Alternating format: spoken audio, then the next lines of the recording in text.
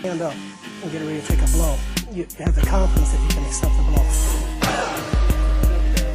As a point of interest, none of my men wear protection in the groin. None. After all, you wouldn't want your attacker to get injured. That hurt my foot. Ball into the feet of Ferreira. Now it's Legend. Combines with Ariola. Ariola got numbers around him. He pushed it towards Velasco. And it's an early goal for Alan Velasco for FC Dallas. 1-0.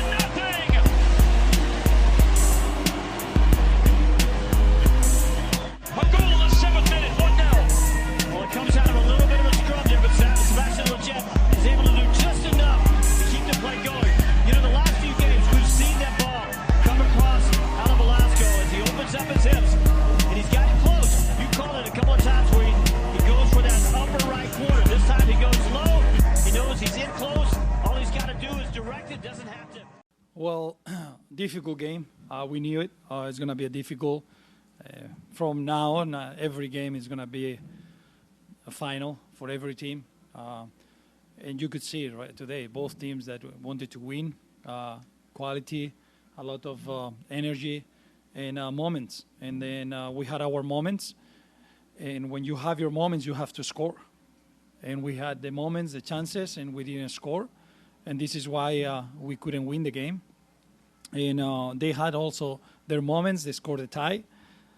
And after that, what I like from the team is the response. I think we had a great response. I think the guys that came from the bench and the solutions, they help us a lot to speed it up, the game, to play with more urgency.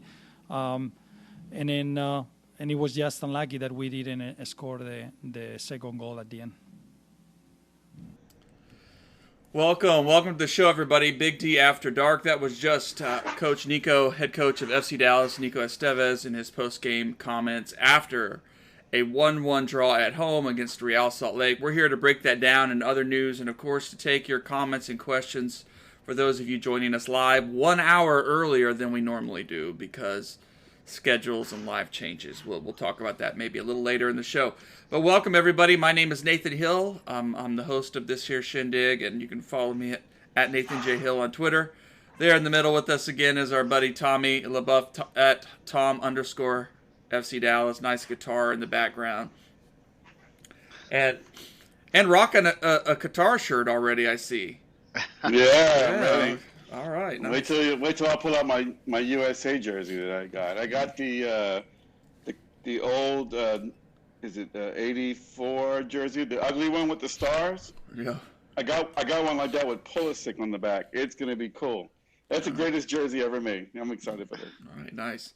And there in the end is our buddy Jose Carmona at El Chico Carmona on Twitter.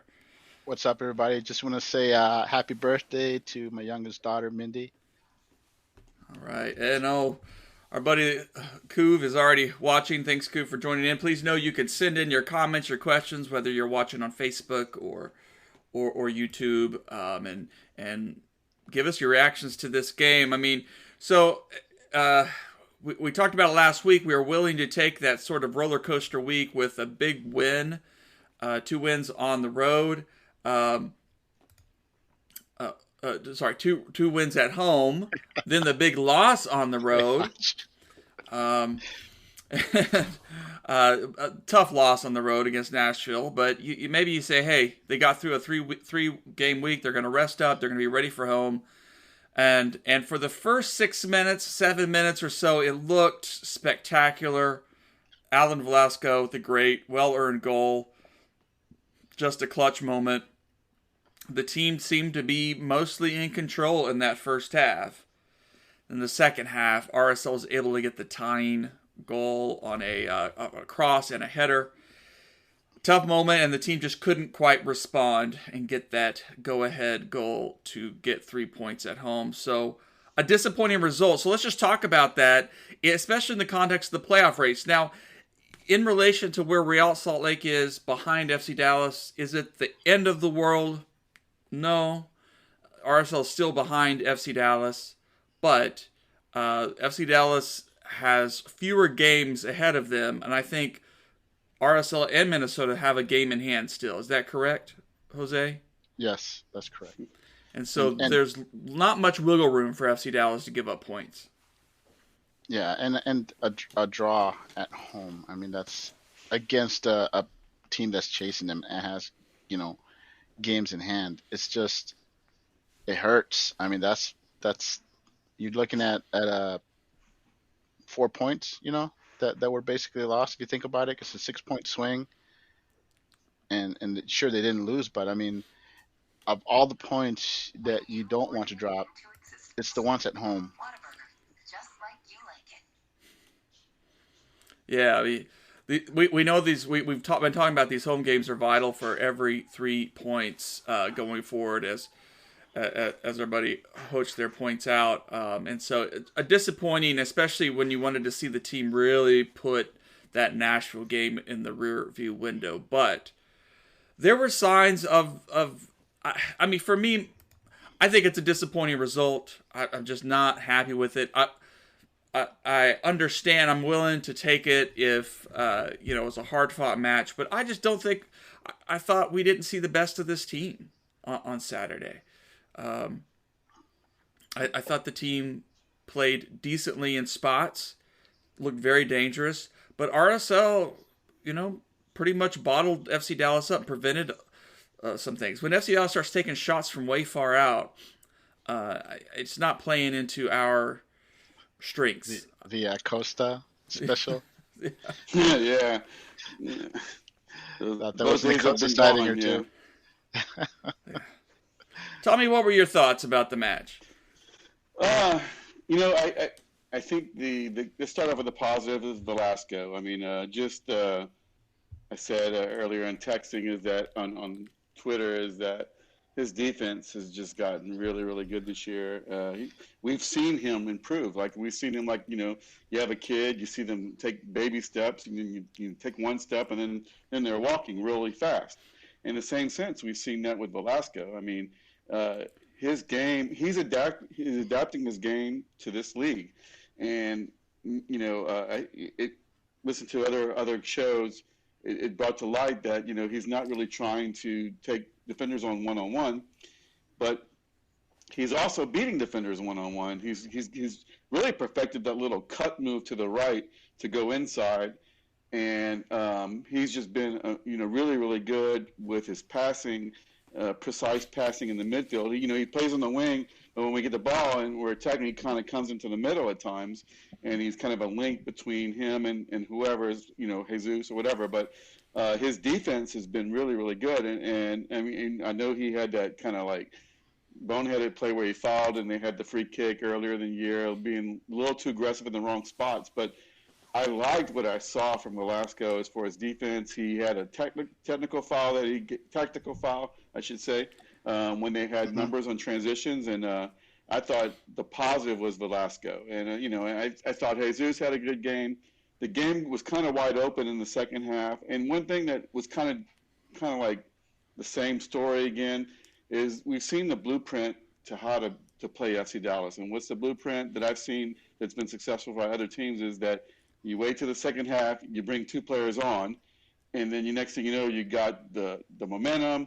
Those two guys came on, and they asked Nico after the game, why didn't you adjust? And he's like, well, we didn't adjust. We just had to defend better, but we were tired. Well, when we say adjust, I mean that's an adjustment, is bringing on someone in the back end to play, maybe Tafari. I get that Coach Nico doesn't have the biggest roster. He's really got bare minimum, and he's choosing who to play because he wants to win. And he really doesn't have a lot of people to go through from the bench, especially in the back line. And his back, Hedges, we love Hedges, but Hedges is very old. Martinez is very slow, even though he's very technical good, but pace beats him, right? But right before the show, I looked at the first goal from Velasco, and the defender kind of left him unmarked, and the ball kind of came over to the weak side, and he had a great shot. I mean, he didn't have to kill it. He just had to get it on target, and it scored. That's also what Velasco brings to the table. But similarly, at the end of the game, Martinez kind of lost his focus on the defender. I pointed that out on Twitter, is that the guy came in, and Martinez really didn't follow the guy and kind of let him get into the box lot of space, and when the ball came in, Martinez was so far away he couldn't even jump to make the play on the ball.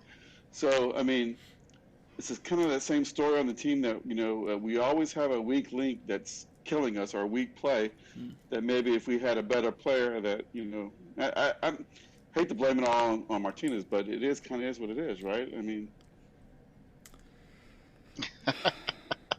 I can't disagree with Tommy there. I think it's a tale of two halves. First, I want to say that I have to agree with Velasco and his goal.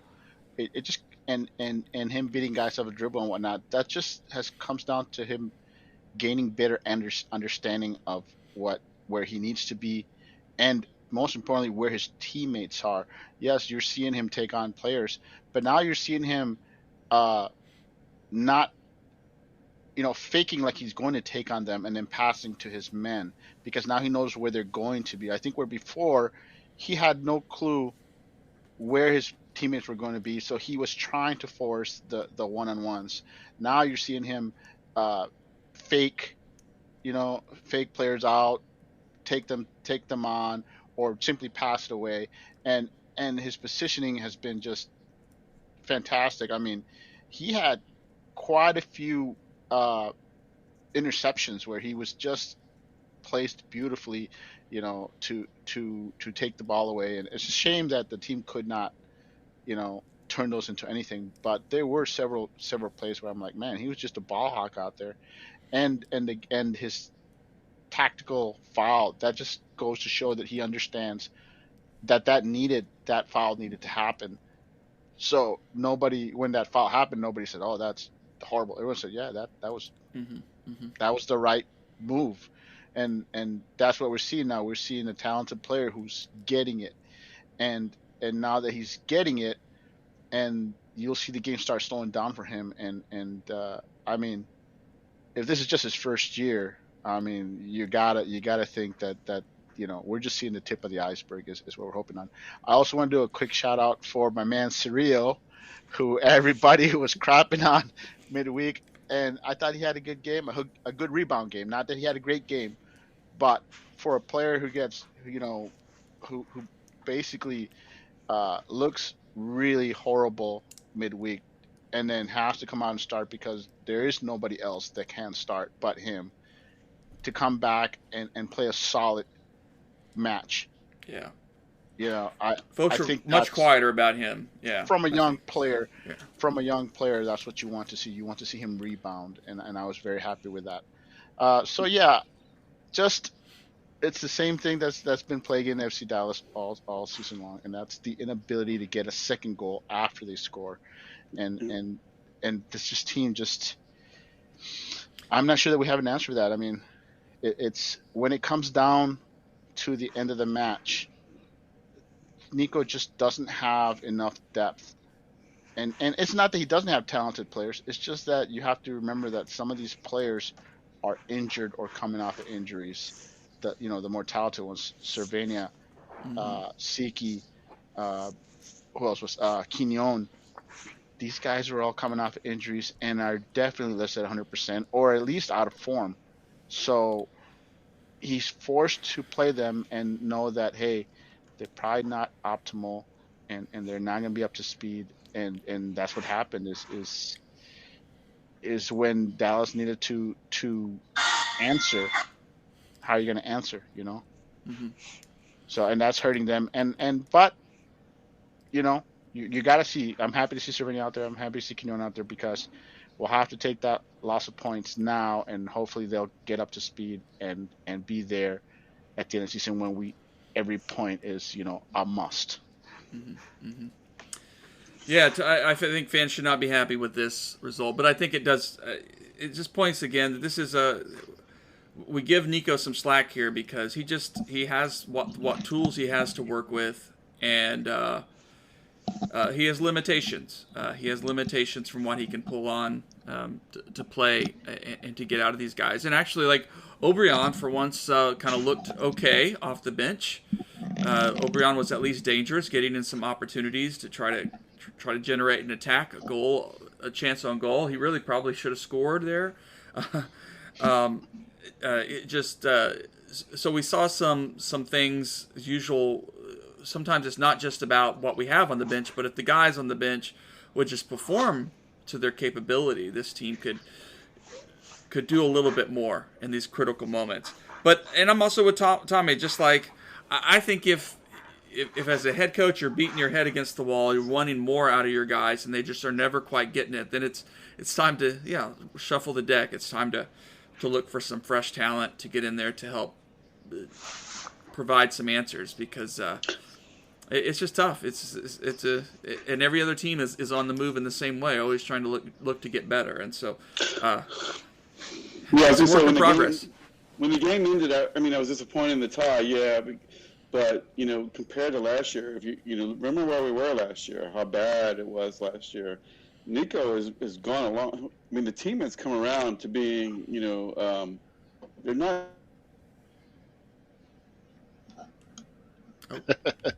You froze, my man. So let me pick it up. What's going on? I want to say that O'Brien coming in, he should have come in earlier. I mean, he is what he is, and I think on one hand, bringing in O'Brien late shows that the team is trying to get that goal, because let's face it, he is a defensive liability, and you bring him on when you're hunting for that goal, and that's why he was brought on. And I hate to say it, but we really missed Hara in this match, because he's the player you would have wanted at the end. As slow as he is, and as little time as he can give you some those last 10 to 20 minutes, he can go hard and strong. And they missed that. That's what they needed. And we're all like, hey, Hara doesn't get to play. Say what you will about Hara, but he is a quality option off the bench when you're looking to get for that goal in the last, 9 minutes of the game.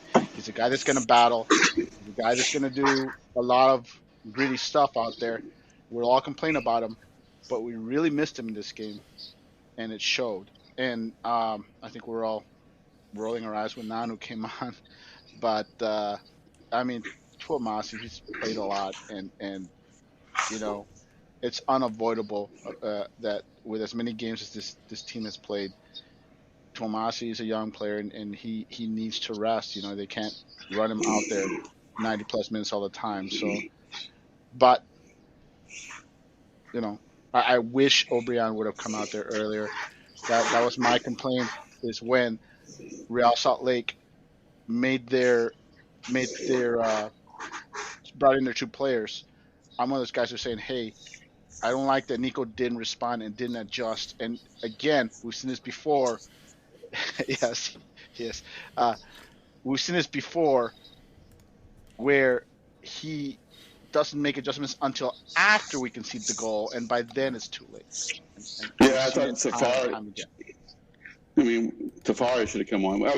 I think I got lost when we were disconnecting when we were talking. You froze there, so you were like, yeah. I was going to say is that based on last year, you got to be somewhat happy with what we've done so far. The team is in the top of the standings right now, not at the top, but near the top, and they've overachieved. I think because of the coaching, the roster, and the way he's played the players, the best players, but. As I thought earlier in the year, you keep on playing the same players, they're going to get tired at the end of the year. They're going to get hurt.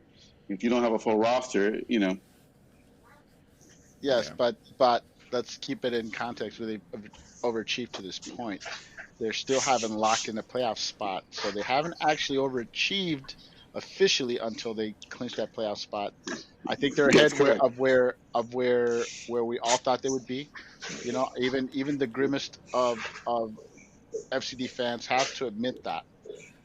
But every game going forward is going to be a playoff game, in all honesty. Every single match from here on out, every loss will hurt and will, even I don't want this team to enter in 7th place or 6th place. I want a top 4.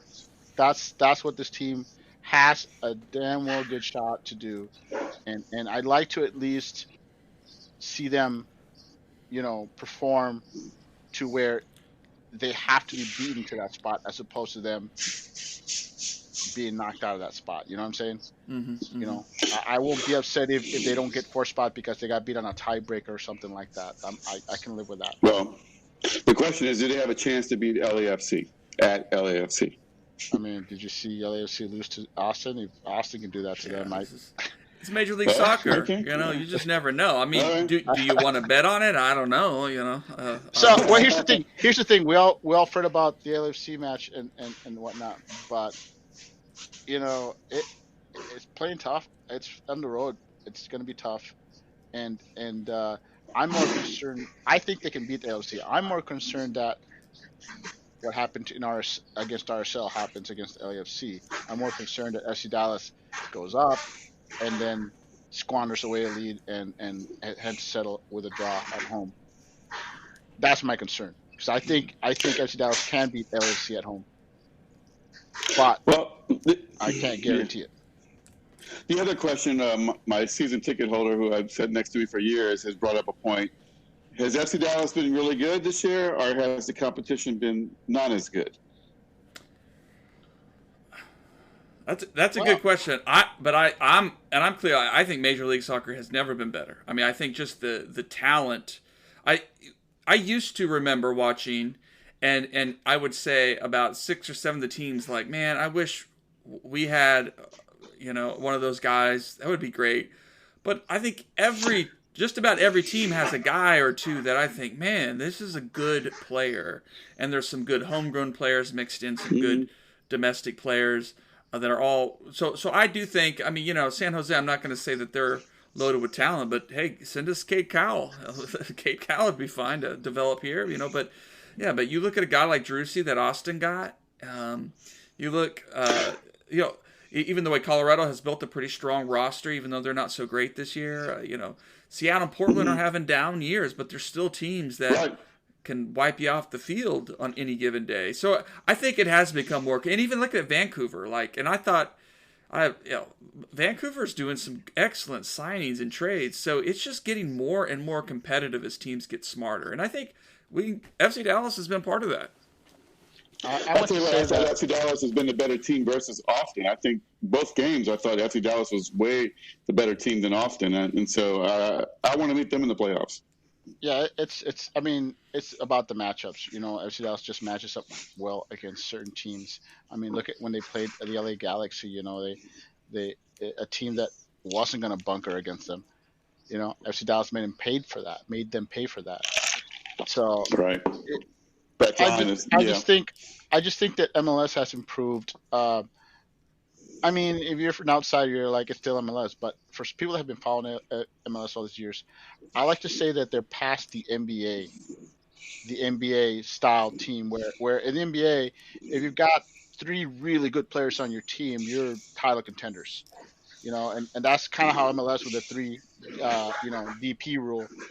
You'd have teams that have 2 really good players and then an average team, or 3, the better teams had 3 really good players, and then the ones that have a solid team built around those 3 players would be the better teams. But now, since TAM got introduced, now you've got teams that have, look at LAFC. How are they've got like 6 DP players on that roster, and I have no clue how they're doing it, but I'm sure a lot of teams are take notes and say, whatever they're doing, we need to do that. Yeah. And honestly, FC Dallas has like 9 players that could technically qualify as DPs, but they're all bought down. So I mean, I'm just saying the roster builds are better than they used to be. And that has a lot to do with the academy teams. San Jose. That has to do with the academy teams pumping out more talent. That has to do with the reserve league that everybody hates, but it's a necessity. That it's just American soccer is growing, and as those lower league teams, USL, NISA, MLS Next Pro, as they start pumping out more American talent and start filling in those fringe players for MLS, you'll see that lower the guys that right now they can't get on the field, when they get on the field, to be better. So I think as a whole. In the beginning, just not too long ago, I mean, the biggest thing for MLS was the big player coming in town, whether it was David Beckham and the nobodies, or And that's still there. so. It is still there, but the biggest change, and I think Texas is leading the way with the interstate, with the in-state rivalries, with now Austin being in here, Houston. I mean, that has done wonders for the league. I mean, we have a lot of people coming to the games now when Austin plays from out of town to watch, and it's going to eventually, we're going to go there. And if other states follow that suit, it's just going to grow and grow. It's kind of like, it's not quite like the relegation and promotion, which brings another dramatic part to the game, which I wish we did have. But, like the Oklahoma-Texas rivalry, having half stadium, I can see that happening one day very soon. Half Austin, half Dallas, And especially if the roster and while you're continues saying to. that, I'm just saying that simply validates why MLS keeps expanding. The U.S. Yeah. is just a massive country, and to think that it should only have 30 professional teams at the highest level, that's ridiculous. No, It's more. just a massive country, and certain states, Texas. I mean, Texas All cities should have them. Texas could have has 4 cities capable of hosting an MLS team. California has more than that. Yes. And the East Coast, I'm just saying, it's not to diverge, but I'm just saying, you're seeing the reward in Texas. 3 MLS teams, it just stokes the fire of, we hate Houston, Absolutely. we hate Austin, they hate us. That's great for the league. It's like in England, right? Every city has a team, and they're within travel distance, and that's why the EPL is so great, because of that. And I agree with you. They should just keep on expanding. Every city should have a team. Well, hey, let me hit a couple of questions from the comments that we didn't get back to. This is one from our buddy Hoach here. He says, Paul says it seems to have dipped in his final third productivity. He can't see him impressing enough to make the USMNT, the national team. Maybe I'm wrong. I wouldn't say he has dipped. He hasn't certainly gotten the goals or assists lately. But I do think teams are certainly trying to limit his capability. And some of these past few games have just had situations where, it wasn't ideal for him to be successful. I mean, he works much better with Jesus up there, and with game states. I think that can. I don't know. He can just wreak havoc, and so I don't know. But yeah, it was a little disappointing. Was hoping for more from him on Saturday. Do you guys think he should be concerned about his men's national team form? I think he's on the edge. I don't know that he's got a lot of good players in front of him. It hasn't helped that he's not scored a lot and missed the post and been a little off. But the guy gives 110%. His motor never stops. It depends what Burkhalter needs, if he needs that kind of guy on the team, because he's going behind Aronson and Pulisic. Those guys are really tearing it up. I love Areola. He's on the fence. Yeah, it is what it is. I'm going to actually say that he's not on the fringe, and I'm not concerned about his form for the USMT, because every manager has to have those players that set the pace, that knows what is expected of them to show other players what they have to achieve. And Paul is one of those players. He's one of those players for Berhalter where he's going to bring him in because he knows exactly who he's getting. He knows exactly what he can expect from him. And he's not going to be a starter, but you got to have those guys pushing everybody else and say, hey, you play better than Paul if you want to be a starter. Otherwise, I'm more than happy to start Paul because I know exactly what I'm going to get from him. Okay? And I'm just saying, I know the U.S. men's fanboys, they go crazy about basically anyone in MLS, It's not about that. It's every manager has standards, and a player may be tearing it up in another league, but if they can't walk onto the team and give the manager what he wants, it doesn't matter what he's doing somewhere else.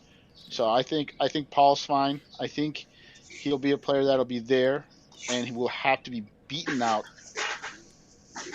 during actual U.S. men's competition. Somebody's going to have to basically show up and force him off the team. Until that happens, I don't think that's an issue. I would say Leggett is a player who is on the fringe, because I mean, is he going to bring 3 players from FC Dallas? Probably not. He'll probably bring 2 at most. So you got Jesus, and then he's going to bring either Paul or Leggett. And I would say Leggett is along the same things as Paul, but I think he's more in the fringe. But again, I could see Leggett making it and not Paul. So it's more a numbers thing. I think one of those two a numbers guys thing. And But injuries. But I think I mean, who Leggett knows? came to Dallas because he saw it. He said, "Hey, what's my best chance to get that World Cup if I'm not going to Europe?" And it's come to Dallas. Yeah, that's Hoach's follow-up question. Just like, is this going to, if Paul does make it, if Sebastian does that just increase Dallas's reputation among players? Absolutely. If 3 players from FC Dallas get invited to the World Cup and make the roster, yeah, that's a big basically spotlight on FC Dallas, because let's face it, everybody already jokes about all the Dallas players that all the players that Dallas has produced for the U.S. men's national team that don't play for Dallas. So we already have that reputation, and having 3 players from Dallas, I'm not saying that will happen. I'm saying if for some reason it does happen, oh hell yeah, we're gonna have other teams within MLS, other players within MLS that are on the fringe saying, hey, I want to go to Dallas, and that's good. I was going to say is that, you got Reyna, you got Aronson, you got Morris. It comes down to numbers. Definitely what's good for Areola is he's a team player, and he's got that camaraderie with Jesus Ferreira, who is going to start, in my opinion, at top. So I think he has a good chance to be in there, but it comes down to the numbers. It's not that he's not played bad. It's just, is he better than Jordan? Is he better than Reyna? Is he better than Aronson to take one of their spots? That's what I'm saying. Yeah, I understand, and I agree, but don't forget there's also injuries. There's also things that come unexpected. That's what I'm saying is, as long as Ariel is healthy and isn't in terrible form, he's got a shot. Because, like I said, he's in there because of his work rate, because of his teamwork, leadership, things like that. The intangibles. He has the intangibles. Great team player. And that's what's going to get him on the roster, not the fact that he's going to be the best player or a starter. You need guys that are going to break their backs to help the team win and do all the little things that nobody else is going to do. And Paul is one of those guys. Another thing going for Paul Arriola is how many times do you see Coach Nico take him off the game because he's tired? He never comes off, right? I mean, the guy's got a motor that goes on forever and ever. Exactly. When he's going to come out there and he's going to go 100 miles an hour the whole time he's there.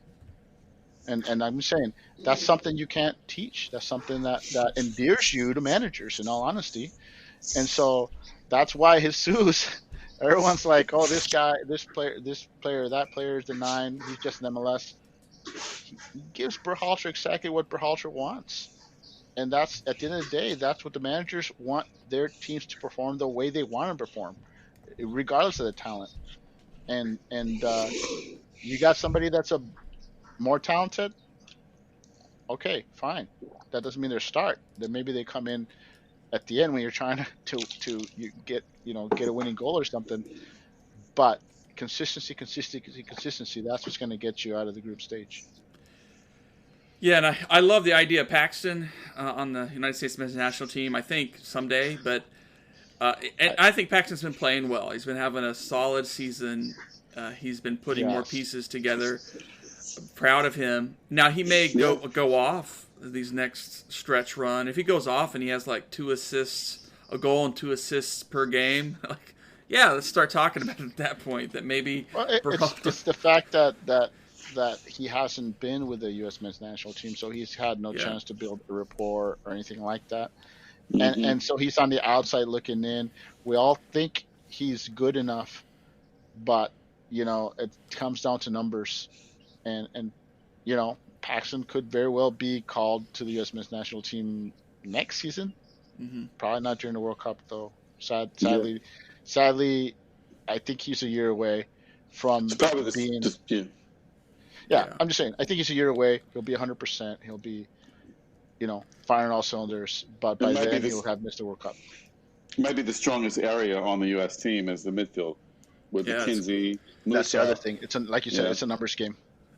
It's so competitive, and a whole bunch of guys are scoring now, a bunch of strikers in our pool, but that's good. I mean, I think that's what you want as a national team head coach. You want to figure out, you want to have a good challenge making that selection of final players. But I do agree. I think Berhalter has his guys who work in his system, and even if you're hot in your team, but if you don't quite fit, I mean, it's he's not going to disrupt the whole system. So it'll be a lot of questions, a lot of soccer to be playing, and who knows what's going to happen. But let's go ahead and shift on to a couple other topics here, and one of them our buddy Hoach here had a comment about. Let's start off with announcement this week. Well, let's start with the Schon transfer. Speaking about roster building, it was finally made official that Shabal's Schon will be moving to Imol Fehérvár FC, back in top flight of Hungary, ending his tenure with FC Dallas, a tenure that was marked with immense potential, flashes of beautiful soccer, but also lots of time away at international team duty, and ultimately, especially this season, very little time on the field, as he just could not convince Coach Nico that he was the right fit.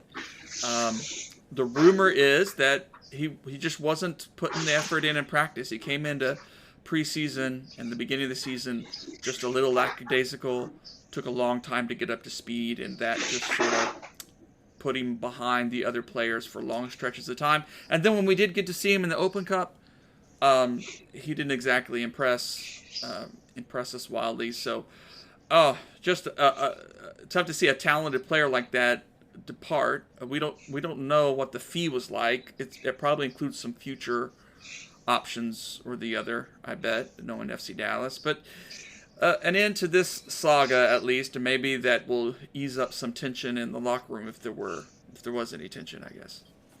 What thoughts, Tommy? I know you've been a big Schon. I'll let Tom. Not really a big Schon fan. I just say that he based on the roster and not having a lot of players coming in, with the rotation that Nico's using, and based on what we saw in previous years, it definitely seemed like this guy should have at least gotten some minutes in 2022. Now, I do get that he went to Hungary, and maybe that's the story. Maybe they didn't want him to go, and he went, and maybe that's it. It's kind of over now. So I think that let's move on. Let's see what we get. But yeah, I feel sorry for the guy. I mean, he spent a year. He wasted a year of his soccer program by not playing. Yeah, I think it's just been bad luck on his part. I believe he was a bit banged up early in the season. Wasn't really 100%. And then the fact that he wasn't getting playing time early, his national team called him up basically to ensure that he would, at least be getting minutes with them. And they continued to call him up repeatedly, and that actually ended up hurting him with this team. Nico is one of those managers, and so is Ka in North Texas, where they value your practice. They want to see you perform in practice. They want consistency. They want you balling out in practice, and if you do that, you'll play come match day. And Schon wasn't doing that. He was missing a lot of time on international time or injuries, and simply just could not get consistent practice. And when he was practicing, he wasn't practicing to the level that Nico wanted, and that's why he never really got on the field. And let's not pretend that he's the only player who's a former starter that's not getting minutes. You see, Manjoma is not really getting on the field, and he's a guy who was competing with Tomasi for a starting job just last season. And Tafari, who played 20 games last year. Tafari isn't really getting on the field this year unless as a third center back or because one of the other guys is injured. So that's what it comes down to is it's just a different philosophy, different system, and you have to show in practice that you're getting it, or Nico's not going to play you, and that's I don't have a problem with that, and I think we're all disappointed because as a U22 initiative player, here's a player that was signed supposedly for multiple years as a development player that we would eventually sell, but clearly that wasn't going to happen under Nico. So the team basically had to cut his losses. I like Nico being particular about who he plays. I just want him to have more players like that on his bench that he likes, right? And if Nico is very particular, then why did we draft Bartlett? Well, we drafted him, but that doesn't mean that draft picks Someone don't signed necessarily off pan on out. that he's a good player. Right? Draft picks don't always pan out, and somebody, not Nico, somebody had to convince Nico to draft him and get him. All right, and I'm just saying it's not the same thing. Schon was already on the roster. Nico already knew what he was getting from Schon. Yeah. Bartlett's a rookie. I was talking about more Safari. And Bartlett, I think you're seeing the players that aren't getting minutes. I think they have to be worried about, I think it's not going to happen. I think if it's a affordable cost to the team, like Siki, for example, Siki's costing peanuts. Great pickup. Yeah. You would not want to get rid of him, even if he's not a starter. Mm-hmm. But you're starting to see players like Roberts, Bartlett, Munjoma. They're going to have to weigh, hey, are they good enough to be on this roster, or is it, are we paying them too much? I think Munjoma isn't getting paid too much, so I think he's safe. But Bartlett, we've seen McCallum got traded away. So I think that's what's going to happen with Bartlett. I'm not saying he's going to get caught, but I think Bartlett gets either loaned out next year to a USL Championship team or he's traded to a team like Minnesota United who need another body. He's a guy that is an athlete, but not necessarily a player, and that's what happened with Tafari. We got Tafari, and he was an athlete, not necessarily a player, and he's evolved into a solid player, not a must start player, and I think that's what they were going for with Bartlett. So he's going to have to make like a gigantic leap in the offseason. Well, our first pick was Parker. So and Parker is fine because you've seen a lot of Parker this year. Parker's fine. Parker, remember, is 19 years old, and he was always going to spend a full year with North Texas. He's a player who's performing fine in North Texas. He looks like he's starting to outgrow North Texas, and the question is, how much will he improve? There's no rush on him, and Farfan is playing so good that next year you can afford to loan him out to a USL Championship team. And he's a GA, so it's not like he's costing FC Dallas any money either. So Dallas can afford to take their time with him, especially since they hit a home run with Farfan. Parker is also a winger, right? So where is he playing right now? He's a left back. He's converting to a left back. Yes, that's where he's playing. And I'm just saying that's different than when Bartlett. Bartlett is a numbers game.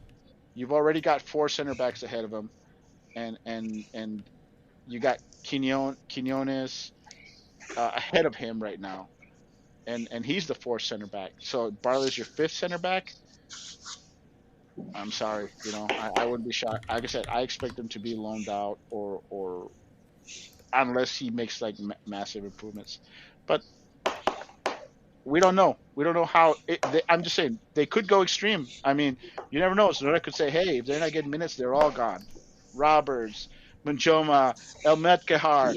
I mean, and would we all really be upset? No. Depends on who they bring in. We'd be like, "Wow, they're cleaning house." I think I've seen enough talent in Munjoma now that he's a possibility to get better. I think he's got the framework. It's just the touches and the mentality. And that's what it's going to come down to. It's going to come down to Nico basically saying, Yes, that guy can fit my system. No, that guy cannot fit my system. And I wouldn't, like I said, it's next year. It's I think there's some players to here that are going to be earning their stripes for next year right now and during this run because the team's going to need their bench players to come through. Well, good. Well, let's jump over to one more topic, which is also another announcement for FC Dallas of a friendly against Tigres, September 24th, 5 p.m. a midweek matchup. A lot of, well, actually, never mind. It is a Friday. It is a Saturday. As I'm looking at my calendar wrong. A friendly. It'll be fun, but it'll be in the mix of this playoff push, and so I think there is some conversation about, our buddy Hoch here says, it's right before playoffs. Seems like a play the kids and take a big loss could hurt the image of the club. Wish it was after the season, but on the other hand, it could keep guys fit. It could. I think so. I think you got to remember that our players like Quignon and Cervenia and Siki, they need minutes. They need minutes. You're asking, and Tafari needs minutes, and Quinones needs minutes.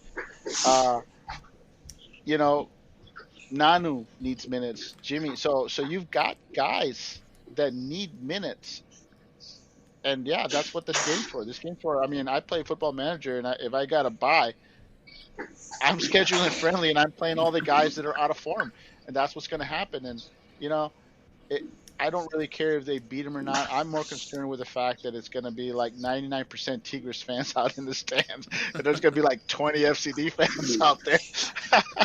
So I'm just saying that's my biggest concern. You have a thin roster. Let's play an extra game right before the playoffs of players that we really need to rest because we haven't rested them all year. So it's going to be the B team. It's got to be the B team with a cameo appearance from Jesus plays 10 minutes and comes out. I don't know. It just doesn't make much sense to have it that time of the year. Maybe I'm okay with it. I'm okay with it. I'm not okay with. There's some guys that I don't want to play in a game like Matt Hedges. Why would you play someone like him on there? So I think as long as the players we can afford to have injured don't play at all or play maybe 10 minutes, I'm okay with it. Yeah. But it's good for everybody else. And honestly, like I said, it's a stay busy, stay in shape. You want the players focused too. It's all about getting into class and trying out some wrinkles. So I think it's good. And it's not like Tigres is going to be playing their top team either. So I think it'll be a solid competitive game. Yeah. It'll be fun. Good marketing for FC Dallas. Get more fans in the stadium from across DFW and, put on a little show maybe, I say bring up a couple of North Texas kids and see how they perform against Tigres. I'd love to see I want to say I went to the Leon game when FC Dallas played Leon many years ago. I'd like to see, Parker get a shot, I'd like to see, I'd like to see some of those North Texas kids come up and practice with the first team and play against Tigres. Why not? If you want to sign some of these guys, it'd be nice to see what they got. Yeah. Well, I want to add, since I know you want to wrap it up here soon. North Texas has 3 games left. They're currently in 4th place. They play Minnesota United 2, and honestly, this is a must-win. And if not a must-win, they got to get at least 2 points out of this. A win against Minnesota United eliminates Minnesota United from the playoffs. And also, I think San Jose is about 6 points back. With 3 matches left, a win against Minnesota United would pretty much lock North Texas into a playoff spot. And it's a must-win, it's a must-win because of their last 2 opponents. The last 2 opponents for North Texas are St. Louis and Houston, 2 teams that they have yet to defeat, and 2 teams that are going to play in the playoffs. So it's going to be tough for North Texas to get 3 points against either of those two teams. Not that they can't get a draw or 2 points against them, but they could solidify their playoff, lock down their playoffs with a win against Minnesota United, and then worry about positioning with the next two games. It would be better for the team to do it that way as opposed to, get no points against Minnesota United and then have to get a point against 3 points against Houston or St. Louis. So, and that's what it's going to be. I'd rather they beat Minnesota United and then play a vanilla type game against playoff opponents. Really. Yeah. It'll be a doubleheader. It'll be a doubleheader up there in Minnesota. So, as FC Dallas plays at Minnesota in the afternoon, and then North Texas plays Minnesota United 2 later that evening. It's a winnable game, by the way, for North Texas. Minnesota United is a team that has struggled mightily when they have played North Texas. So it's definitely a team they can get at least 2 points against. Well, then let's close our thoughts with our predictions for this weekend and your hopes or your predictions. I don't know if you want to mix the two or what, but as FC Dallas goes to play at Minnesota United, the benefit of this schedule is that Minnesota will play Real Salt Lake, I think at Real Salt Lake on Wednesday, and then be home against FC Dallas on Saturday. So a huge week for Minnesota and their playoff aspirations. Huge week for Real Salt Lake as they try to stay in the playoff hunt, and a huge week for FC Dallas. So I've been pondering this over all week because it's like Minnesota could play a little cat and mouse here, and they could go up and just bunker against Real Salt Lake and play a lot of rotated guys and just hope to come out, maybe scrounge out a draw. And if they take a loss, they take a loss, but then bring their full best 11 against FC Dallas at home. So it'll be interesting to see what Minnesota does, but Minnesota may also consider this Real Salt Lake a good chance for them to get points and beat Real Salt Lake in their own house. And then if so, then we could face a rotated squad at home. So it's going to be an interesting situation just to see how these teams line up. But it's going to be a tough one. Minnesota's a tough place to play. I'm hoping for a 1-1 draw. I would be happy with that, at least to keep some positive results. But I would absolutely love for the game to be 1-1 into the 90th minute and for Dallas just to get that clutch go-ahead goal, a Jesus Ferreira counterattack, to get all 3 points. Or maybe even 0-1, just the last gasp goal, That's my hope. It's a game that Dallas has a real chance to get a result from, be it a draw or 3 points, because it's not that Minnesota's playing RSL, it's that they're playing in RSL at altitude, and regardless of what kind of style they play there, it's going to be a taxing game for them, and you're going to have a tired team playing. Even though they're at home, I expect a sloppy game. I mean, Dallas doesn't always travel great, so yeah, it's a game where Dallas needs to grab a goal early, and then hold on, try to get 3 points or get out of there with 1 point. So, and in all honesty, I hope they get a result, because I think I would feel better about the RSL draw if Dallas goes down there and gets a result against Minnesota. I think that would make up for dropping points at home. Yeah. It would be huge. Tommy? Well, FC Dallas has been, different personalities. I mean, this year, we're going to get the team that's not going to close out the game and make a mental mistake or just give up or, just have this fluke goal that they give up and, they tie. I mean, how many times has that happened this year? I mean, I would say we're close to 10 times that we, tied a game or lost a goal because of one silly play, right? We just went on the road and went to Nashville and lost 4-0. So I'm hoping the team will say, hey, look, this is not really us. We didn't have Jesus. We're not that team. And then also, look at back then when Minnesota came over here and beat us 2-1 in our own house. So I'm interested to see what FC Dallas team is going to show up. Is it going to be the one that went to Orlando and beat them 3-1 on the road, or is it going to be the one that showed up in Nashville, or the one that's fluky, or the one that I'm hoping it's the one that went to Orlando. We'll see. I got a feeling that it's we'll do good, but every week is different for this team. I mean, I just want to point out that Nashville went and crushed Vancouver 3-0 this past weekend, and that's an excellent point. Yeah, I think Philadelphia has murdered their last two teams they played after Dallas. I mean, I think they scored like 7-8 goals combined in those two matches, and so I think we'll get a good solid game. I think Minnesota's going to play the way we've seen teams play against Dallas, bunker, try to counter and catch them slipping. And that'll be mostly because of tired legs, not because that's their preferred style. I mean, it'll be because they're gonna want to salvage some energy.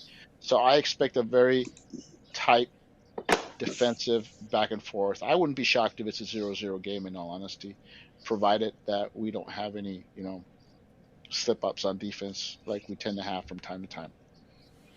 Oh, I definitely think we can win. I just we'll see what team shows up. Exactly. All right, well, let's leave it there. Of course, we'll be uploading the audio to wherever you find podcasts. And please subscribe. Please help share the show and join us as we have fun. Thanks, everybody, for the great comments. Hoach, the Couve. I think it's just you two guys. That's all right. Missed a few others tonight, but hey, new time. We will be kind of plugging that away. That now at 8 p.m. Central Time, a little less late as we deal with work schedules, school schedules, and all that stuff. All right. So we'll see you next Monday. All right. See you next Monday. Good night. Good night. Good night, guys.